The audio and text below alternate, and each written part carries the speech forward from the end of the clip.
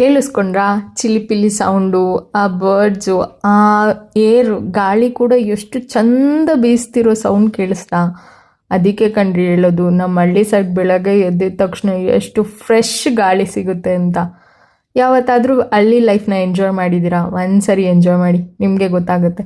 ಹಂಗೆ ಬೆಳಗ್ಗೆ ಎದ್ದೋಗಿದ ತಕ್ಷಣ ಹೂವು ಎಲ್ಲ ಕಿತ್ಕೊಂಬಂದೆ. ಆಮೇಲೆ ಸನ್ರೈಸ್ ಆಗ್ತಾಯಿತ್ತು. ಆಹಾ, ನೋಡ್ಬಿಟ್ಟು ಕಣ್ಣು ತುಂಬಿಸ್ಕೊಂಡು ಹೂವು ಎಲ್ಲ ರೆಡಿ ಮಾಡಿಬಿಟ್ಟು, ಇವತ್ತು ಸಂಕಷ್ಟಿ ಆದ್ದರಿಂದ ಅದಕ್ಕೆ ಗಣೇಶನಿಗೆ ಚಂದ ಅಲಂಕಾರ ಮಾಡಿ ಹೂವದಿಂದ ದೀಪ ಹಚ್ಬಿಟ್ಟು, ಆಮೇಲೆ ಒಂದು 21 ಬಸ್ಕಿ ಹೊಡೆದು ಉಪವಾಸ ಇರೋದ್ರಿಂದ ಬರೀ ಫ್ರೂಟ್ಸು ಇಲ್ಲಾಂದರೆ ಅವಲಕ್ಕಿ ತಿಂತೀನಿ ಅಷ್ಟೇ.